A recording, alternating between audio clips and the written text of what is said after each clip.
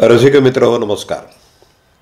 शुभम करोती दिवाळी अंक 2024 या जर्मनीहून प्रकाशित झालेल्या दिवाळी अंकात क क कचरा आपल्या सगळ्यांचा हा लेख प्रकाशित झालेला आहे.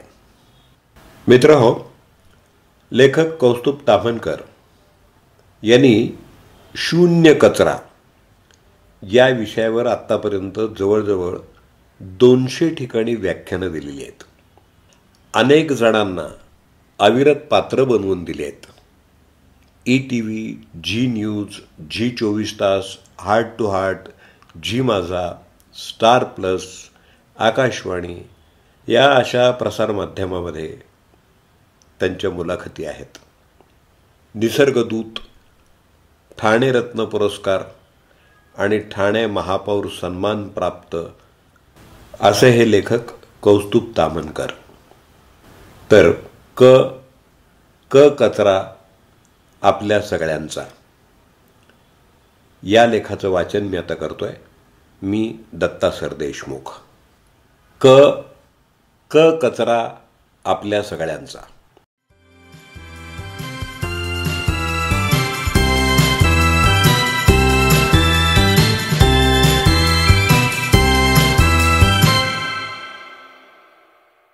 मित्र हो, आमच्या लहानपणी एक गाणं होतं. अ आई म म मका, मी तुझा मामा दे मला मुका. याच चालीवर आताची लहान मुलं म्हणतात अ आई ब ब बघा क क कचरा, किती तुम्ही केला प्रश्न मोठा बाका, कसा सोडवू सांगा. खरंच पुढच्या पिढीसाठी आम्ही काय वाढून ठेवलंय.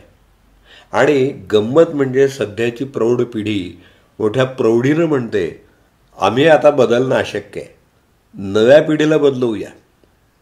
असं म्हणून लहान मुलांना आता कचरा व्यवस्थापनाचे धडे दिले जात आहेत. असे धडे अभ्यासून घरी आल्यानंतर जर मुलं घरातल्या मोठ्या माणसांना टाकाटाकी करत कचरा काढताना बघत असतील तर मुलं नक्कीच संभ्रमात पडतील. कसं वागायचं हा त्यांच्यासमोर मोठा प्रश्न पडलेला असेल.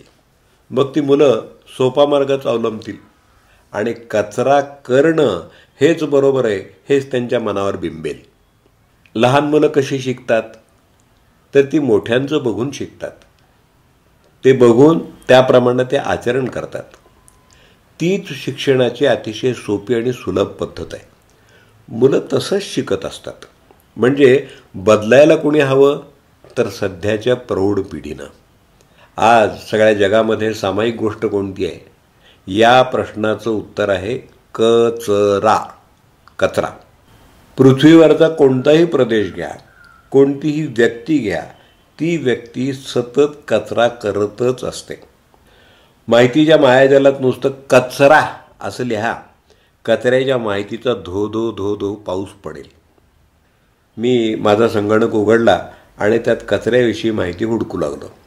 मला सर्वात महत्त्वाची माहिती मिळाली ती अशी की प्रति माणशी प्रतिदिनी सर्वात जास्त कचरा प्रगत देशातली माणसं निर्माण करतात. सगळ्या देशांचा दादा देश म्हणजे अमेरिका. अमेरिकन नागरिक दर दिवशी 2 ते 4 किलो कचरा निर्माण करतो. आता प्रत्येकानं आपापल्या देशाच्या प्रगतीचा स्तर तपासावा आणि समाधान मानायचं का दुःख करायचं ते तुम्हीच ठरवायचं आहे. मित्र हो, निसर्गातल्या इतर कोणत्याही सजीवांपासून कचरा तयार होत नाही. फक्त माणूस हाच एकमेव प्राणी आहे जो कचरा निर्माण करतो. निसर्गात तयार झालेल्या प्रत्येक गोष्टीचं विघटन होतच असतं. माणसानं विज्ञानाच्या आधारे अनेक शोध लावले. माणूस जणू काय अमृताच्या शोधात होता. त्याला अशी वस्तू निर्माण करायची होती की जी बहुगुणी असेल, स्वस्त असेल आणि अनंत काळ टिकणारीही असेल. अथक प्रयत्नांती त्याला खनिज तेलापासून प्लास्टिक नावाचा पदार्थ सापडला. देव सुखाबरोबर अनेक दुःखही पदरात टाकतो तसं या अनंत काळ टिकणाऱ्या प्लास्टिकबरोबर देवानं कचरा रूपी राक्षस आणि त्याबरोबर काम झाले की टाकून आणि फेकून द्यायची वृत्ती माणसाला दिली. जोपर्यंत प्लास्टिक नव्हतं तोपर्यंत कचऱ्याचा प्रश्न एवढा गंभीर नव्हता. कचरा या प्रश्नाचं मूळ तर आपल्याला सापडलं. त्यातलं प्लास्टिक तर आपण नाहीसं करू शकत नाही, कारण ते आपल्या जीवनाचा अविभाज्य भाग बनलेला आहे. त्यामुळं आपल्या टाकून आणि फेकून देण्याच्या वृत्ती बदलण्याशिवाय दुसरा मार्ग उरत नाही. मित्रहो, आपली वृत्ती आणि सवय बदलण्यासाठी विचार बदलायला हवेत. आणि विचार बदलण्यासाठी प्रथम विचार करायला हवा. आणि विचाराला चालना देण्यासाठी काही गोष्टी सांगणं गरजेचंच आहे. त्या काही गोष्टी अशा आहेत बघा. एक म्हणजे कचरा हा शब्द उच्चारला तरी घाण, किळसवाणेपणा आपल्या मनात निर्माण होतो. तो घालवण्यासाठी प्रथम आपण कचऱ्याचं नावच बदलूया. मग काय ठेवायचं नाव? तर जरा कचऱ्याकडं डोळसपणे आपण जर बघितलं तर आपल्याला असं दिसून येईल की कचऱ्यातली प्रत्येक वस्तू ही वापरलेली आहे. म्हणून आपण वापरलेली या शब्दातलं वा हे अक्षर घेऊया आणि वस्तूमधलं व हे अक्षर घेऊन वाव हा कचऱ्यासाठी नवा शब्द वापरूया. म्हणजे तुम्हाला घाणही वाटणार नाही, किळसवाणंही वाटणार नाही. तर आपण आता कचऱ्यासाठी नवीन शब्द केला वाव, वाव. ठीक आहे. दुसरा मुद्दा, अनेक ठिकाणचा वाव म्हणजे कचरा एकत्र करायचा आणि मग म्हणायचं केवढा मोठा गहन प्रश्न आहे. त्याच्याऐवजी जिथं वाव तयार होतो तिथंच त्याच्यावर प्रक्रिया करायला हवी. तिसरा मुद्दा, सध्या ज्या पद्धतीनं प्रयत्न चाललेले आहेत त्या प्रयत्नांना 100% यश येत नाही हे स्पष्ट दिसतंय. म्हणून दुसरा मार्ग शोधणं गरजेचं आहे, हे मान्य करायला हवं. चौथा मुद्दा आहे, आत्ता मला जेवढे पैसे मिळतात तेवढे मला कुणी दिले आणि मला जर म्हटलं की घंटागाडीवर म्हणजे महानगरपालिकेची कचरा गाडी त्याच्यावर काम करायला सांगितलं तर मी करेन का? नक्कीच नाही करणार. मग मी कोणत्या अधिकारानं माझा कचरा घंटागाडीत द्यावा? पाचवा मुद्दा, कचरा व्यवस्थापनात काम करणाऱ्यांना आपण भरपूर मेहनतानं देऊ शकतो का आणि देतोय का? पैशांबरोबर समाजामध्ये आपण त्या लोकांना मानाचं स्थान देतो का? तर या प्रश्नांची उत्तरं जर नकारार्थी असतील तर माझ्या कचऱ्याचं व्यवस्थापन मी स्वतः करण्याशिवाय पर्याय उरत नाही. सहावा मुद्दा, ज्या अर्थी मोठे उद्योग कचरा व्यवस्थापनाच्या व्यवसायात आलेले नाहीत त्या अर्थी कचरा व्यवस्थापनाचा व्यवसाय फायदेशीर नाही हे नक्कीच आहे. सातवा मुद्दा बघा, माणसाला निसर्गानं फक्त 3च गोष्टी टाकायची परवानगी दिलेली आहे. एक म्हणजे उच्छ्वास, दुसरा मल आणि तिसरं मूत्र. या 3 शिवाय कोणतीही गोष्ट निसर्गात टाकायची परवानगी आपल्याला नाही. जरा इतर प्राणीमात्रांकडे बघा. 8वा मुद्दा, या क्षणापासून जर आपण टाकणं आणि फेकणं या 2 क्रिया आपल्या आचरणातून कायमच्या काढून टाकल्या तर शून्य कचरा ही संकल्पना आचरणात आणणं अगदी सोपं आहे. मुद्दा क्रमांक 9, वर्गीकरण ही कचरा व्यवस्थापनातली सर्वात महत्त्वाची पायरी आहे. 10, वर्गीकरण करताना वापरून झालेल्या वस्तू आपण साफ आणि स्वच्छ करतो का? इकडं लक्ष देणं गरजेचं आहे. 11, मी तयार करत असलेल्या कचऱ्याचं व्यवस्थापन मीच करायला हवं. 12, ते दुसऱ्याला करायला सांगणं हा सामाजिक अन्याय आहे. श्रोते हो, आत्ताच या गोष्टी मी तुम्हाला सांगितल्या, तर त्यानंतर आम्हाला हे शक्य नाही हे पटवून देण्यासाठी लोक अनेक कारणं देतात. त्यातलं मुख्य कारण असतं सध्याच्या व्यस्त दिनक्रमात आमच्याकडे वेळ नाही, पैसे मिळवण्याशिवाय पर्याय नाही, हे काम नगरपालिकेचं आहे, आम्ही त्यासाठी कर भरतो आहोत. अहो, कर भरतो ही सबब पुढं करून नगरपालिकेच्या कामगारांना घाणीत काम करायला लावणं हे बरोबर आहे का? आपल्या वापरून झालेल्या वस्तू आपणच स्वच्छ करून देणं हे आपलं कर्तव्य आहे. अशी जोपर्यंत नागरिकांची मानसिकता तयार होत नाही तोपर्यंत कचऱ्याचा प्रश्न सुटणं अवघड आहे. या लोकांसाठी काही महत्त्वाचे मुद्दे मी या ठिकाणी मांडणार आहे. मी ठरवलं आणि त्याप्रमाणे मी वागू लागलो आणि आमच्या घरातून कचरा तयार होणं बंद झालं. म्हणजे सर्वात महत्त्वाचं काय तर माझं ठरवणं. आजकाल आपण सतत माहितीच्या मायाजालातून सकारात्मक संदेश वाचत असतो. ते असे असतात, जो माणूस सतत व्यस्त असतो त्याच्याकडेच भरपूर वेळ असतो. मनापासून एखादी गोष्ट करायची ठरवली की हमखास यश येतच. नाही म्हणायला शिका म्हणजे कामाचं ओझं कमी होईल. प्रयत्नांती परमेश्वर. पैसा कितीही मिळवला तरी तो कमीच असतो. नशिबात आहे तेवढंच मिळणार. नव्या पिढीसमोर आपण काय आदर्श ठेवत आहोत, भावी पिढीसाठी आपण मागं काय ठेवून जाणार आहोत, वगैरे वगैरे. तर मित्रहो, हे संदेश नुसते वाचायचे नसतात, तर ते आचरणात आणण्याचा प्रयत्न करायचा असतो असं मला वाटतं. साधारण 20 वर्षांपूर्वी मी देखील अशीच कारणं देत होतो. पण मनातून मी अस्वस्थ होतो. जाणवत होतं की सध्या जे काही चाललंय ते म्हणजे नुसती कचऱ्याची वाहतूक आहे. घरातला कचरा डस्टबिनमध्ये, डस्टबिनमधून सोसायटीच्या बादलीत, तिथून तो घंटागाडीत आणि शेवटी डम्पिंग मैदानात. असा नुसता कचऱ्याचा प्रवास घडत होता. यात कुठंच त्याचं वर्गीकरण होत नव्हतं, ना त्यावर प्रक्रिया केली जात होती. काहीतरी चुकतंय याची बोच सतत मनात होती. कचरा व्यवस्थापनासाठी दुसरा मार्ग शोधायला हवा याची जाणीव होत होती.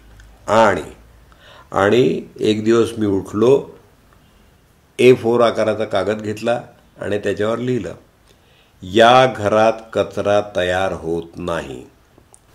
We do not produce garbage. असं लिहून तो कागद मी आमच्या दारावर लावला. का लावला असेल मी तो कागद? ते मीच माझ्यासाठी केलेलं जाहिरीकरण होतं. माझ्या लेखी मी ती घेतलेली शपथ होती. त्यानंतर जेव्हा जेव्हा मी चुकून घरातलं डस्टबिन घेऊन कचरा द्यायला बाहेर जायचो तेव्हा ती पाटी मला माघारी फिरवायची. त्यानंतर मी आमच्या घरातल्या सगळ्या डस्टबिन्स काढून टाकल्या. आता आमच्या घरात कचरा ठेवायला जागाच नाही. दोरच कापून टाकला. त्यामुळं लढण्याशिवाय पर्यायच उरला नाही. नंतर आमचं वागणंच बदलू लागलं. आम्ही तेवढंच घ्यायचो जेणेकरून फेकण्यासाठी काही उरणारच नाही. 20-22 वर्षे झाली आमच्या घरावर अजूनही ती पाटी तशीच आहे. ती पाटी काढायची नौबत आमच्यावर आली नाही. आता कचरा न करणं ही आमची सवय झाली आहे.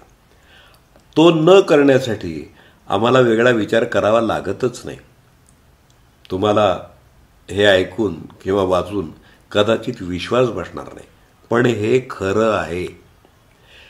हे सगळं कसं आणि का शक्य झालं हे सांगणारं शून्य कचरा नावाचं पुस्तक मी लिहिलं आहे. एका व्हॉट्सअप संदेशावर किंवा एका ईमेलवर मी ते आपल्याला सहज पाठवू शकतो.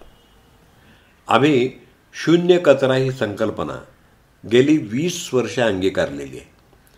आमच्या घरातून कचरा म्हणून कोणतीही वस्तू बाहेर फेकली जात नाही. कचऱ्याला आम्ही कचरा न म्हणता त्यांना वापरलेल्या वस्तू म्हणजेच वाव म्हणतो. आम्ही कचरा तयार करणारी माणसं नाही असं आम्ही अभिमानानं म्हणतो. आमच्या घराच्या दारावर इथं कचरा तयार होत नाही अशी पाटी लावलेली आहे. कारण ही पाटी म्हणजे आमच्या वागण्यासाठी घेतलेली शपथ आहे. शून्य कचरा ही संकल्पना आचरणात आणायला फार पैसा आणि खूप वेळ लागतो हा समज पूर्णपणे खोटा आहे. आणि आम्ही आचरणात आणत आहोत तेच कचऱ्याच्या प्रश्नाचं एकमेव आणि 100% उत्तर आहे. आपण देखील येथे कचरा निर्माण होत नाही अशी पाटी आपल्या दारावर लावून बघा. कुणी सांगावं, आपण सहज यश मिळवाल. जशी पाटी लावू शकता तशी ती काढूही शकता. मग एक प्रयोग करून बघायला काय हरकत आहे. पाटीदार घरं वाढावीत हीच इच्छा. शून्य कचरा ही संकल्पना प्रत्येक नागरिकानं आचरणात आणावी म्हणून मी संधी मिळेल तेव्हा आणि उपलब्ध होईल त्या ठिकाणी या संकल्पनेचा प्रचार करतो, लोकांना सांगत असतो. या प्रवासात मला आलेले 2 अनुभव हे आपल्या समाजाचं बोलकं चित्र आहे. ते मी तुमच्याशी शेअर करतो. पहिला अनुभव बघा. मी माझ्या मित्राच्या दुकानात शून्य कचऱ्याविषयी बोलत होतो. तिथं त्या संकुलाचा सफाई कामगार उभा होता. मी कचऱ्याविषयी काहीतरी बोलतोय हे ऐकून तो ते लक्षपूर्वक ऐकत होता, कारण तो त्याच्या जिव्हाळ्याचा विषय होता. दुसऱ्या दिवशी माझ्या मित्राचा मला फोन आला. तो फोनवर म्हणाला, तामनकर, कालचं तुझं सांगणं ऐकून आमचा सफाई कामगार काय म्हणाला माहिती आहे का? तो म्हणाला, हे साहेब तर आमच्या पोटावर पाय आणतायत.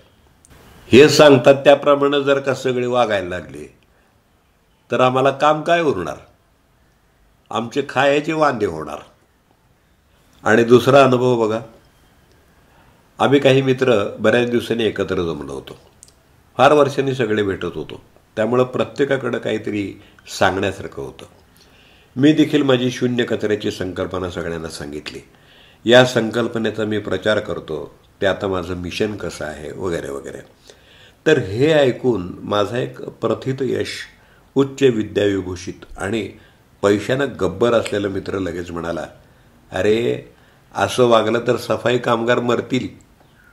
ज्यांना दुसरं काही येत नाही तीच लोक ही कामं करतात.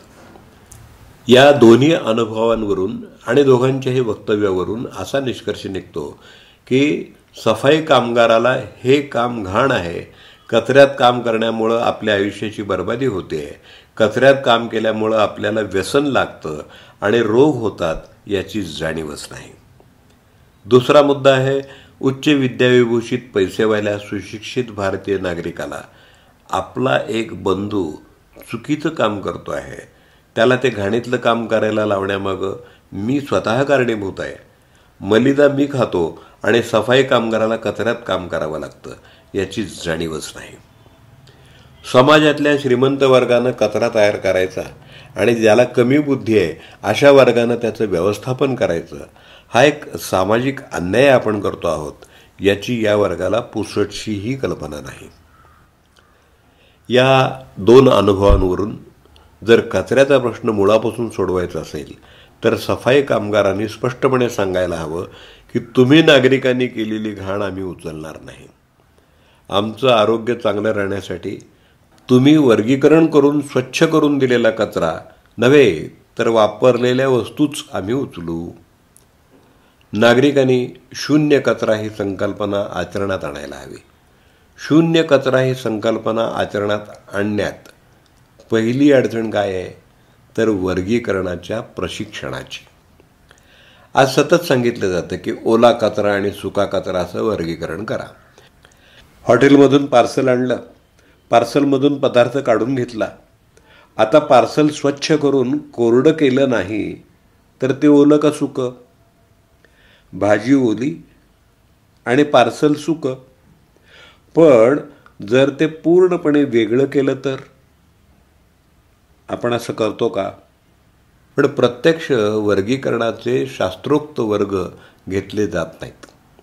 कचऱ्याचं वर्गीकरण कसं करायचं हे शिकवायला हवं. शिकवायचं असेल तर कचऱ्याचा अभ्यास करण्यासाठी प्रथम कचराकुंडीत उतरायला हवं. घरातून तयार होणाऱ्या कचऱ्याकडे जरा लक्षपूर्वक आपण बघितलं तर आपल्या असं लक्षात येईल की फक्त 10 प्रकारचा कचरा आपल्या घरातून निघतो. कोणते ते प्रकार? एक म्हणजे निसर्गनिर्मित जैविक, बायोडिग्रेडेबल. दुसरा कागद. 3 काच. 4 जाड प्लास्टिक आणि मेटल्स. 5 चिनी मातीची भांडी. 6 नारळाच्या करवंट्या.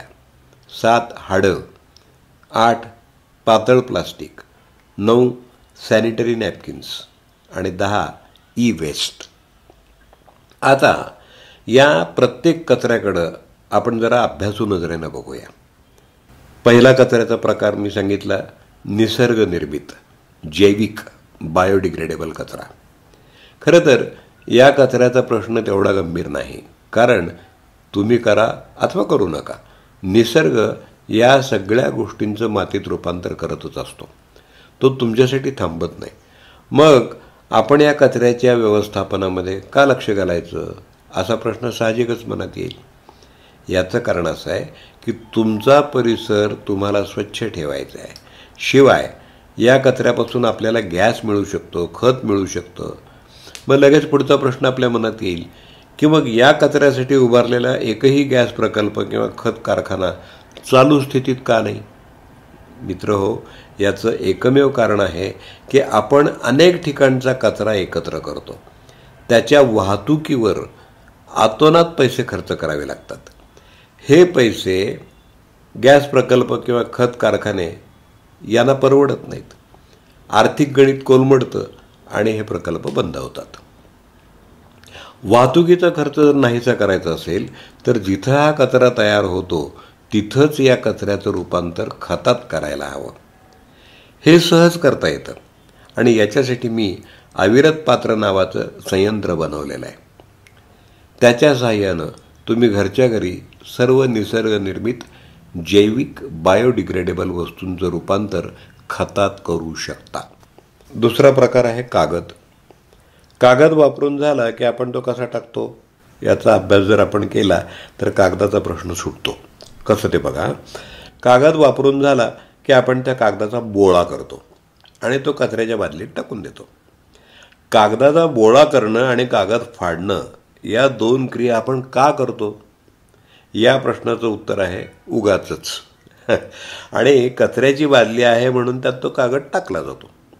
म्हणजे कागदाचा कचरा शून्य करायचा असेल तर कागदाचा बोळा करायची किंवा तो फाडून बारीक करायची सवय प्रथम बंद करायला हवी.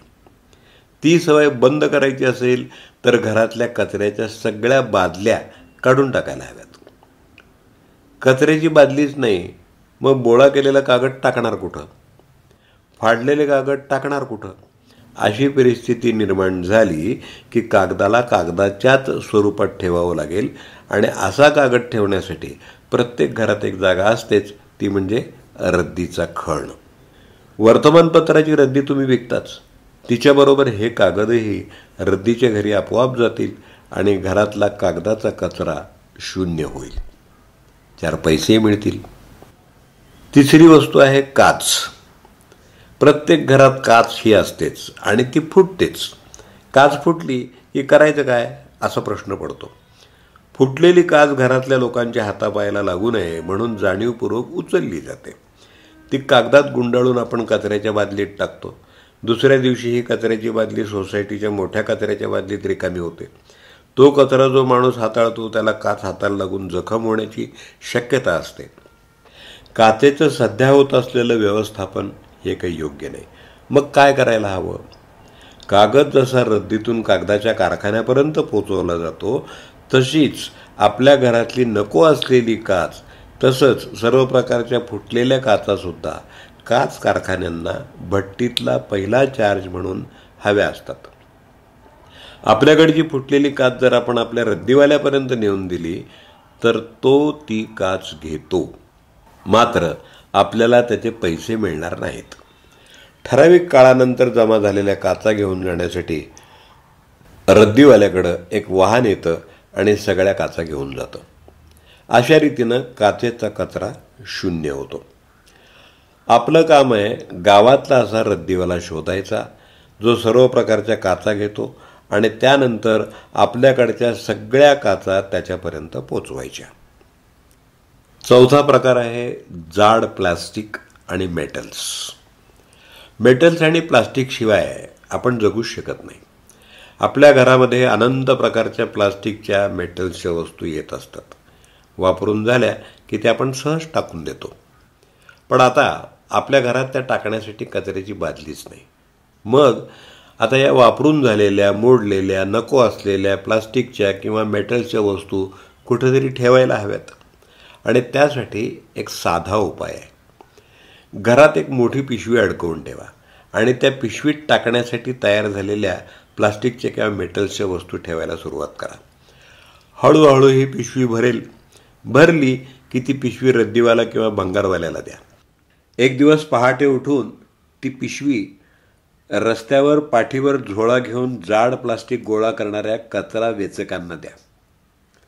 त्यांचा फुललेला चेहरा बघा आणि पुण्य कमवा.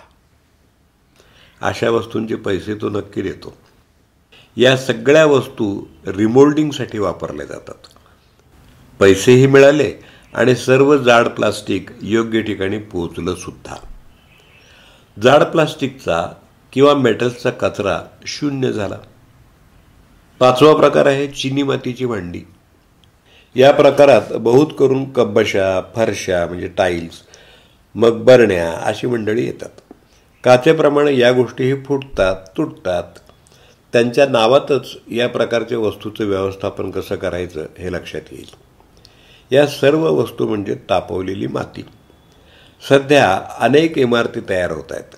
त्यांना भरावासाठी दगड माती असे पदार्थ लागतातच. फुटलेल्या कब्बशीला या दगडमातीच्या ढिगाऱ्यापर्यंत पोहोचवणं एवढंच आपलं काम आहे.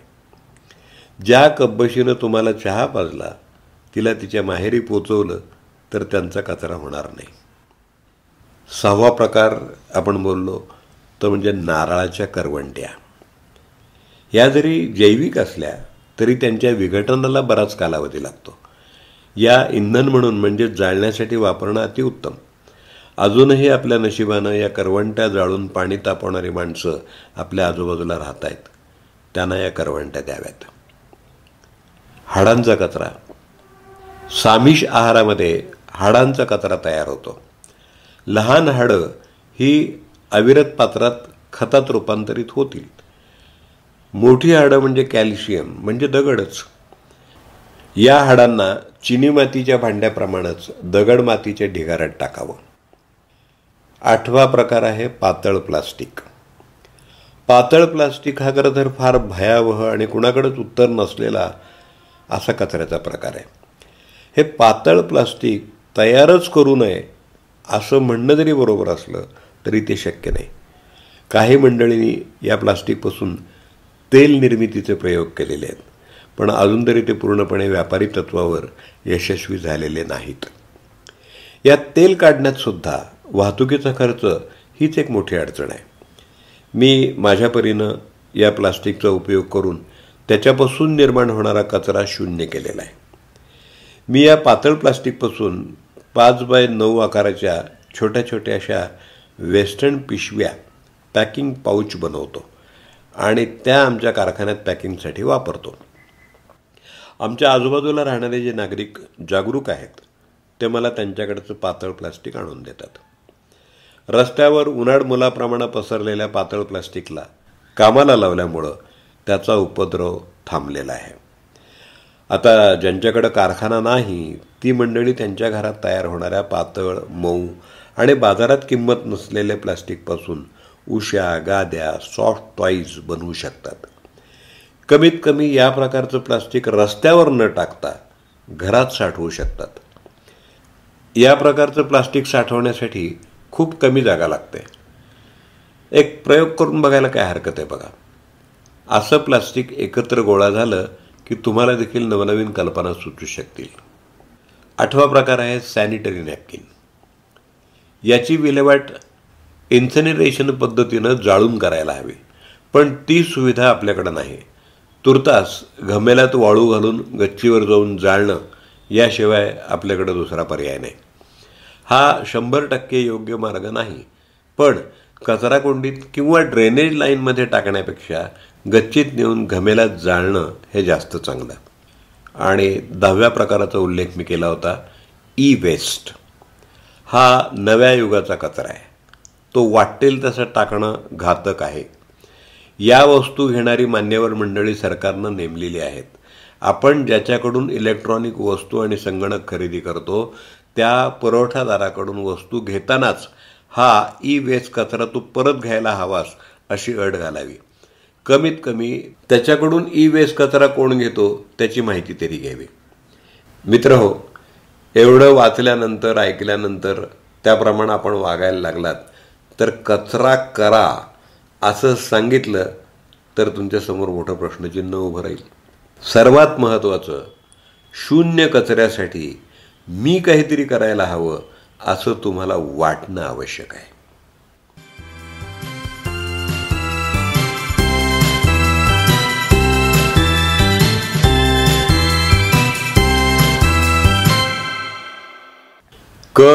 कचरा आपल्या सगळ्यांचा. जर्मनीहून प्रकाशित झालेल्या 2024च्या दिवाळी अंकातल्या लेखाचं वाचन आत्ताच आपण ऐकलं. लेखक कौस्तुभ ताम्हनकर, ठाणे. त्यांचा मोबाईल नंबर 9819745393. या थोड्याशा दीर्घ पण आवश्यक अशा विषयावरच्या लेखाचं अभिवाचन केलं दत्ता सरदेशमुख यांनी. माझा व्हॉट्सअप नंबर 8329730186. कौस्तुभ ताम्हनकर यांचं स्वतःचं यूट्यूब चॅनलही आहे आणि कचरा या विषयावरच्या अनेक पोस्ट त्यांच्या चॅनलवर आपल्याला उपलब्ध होतील. यूट्यूबवर सर्च करा कौस्तुभ ताम्हनकर, KAUSTUBH, ताम्हनकर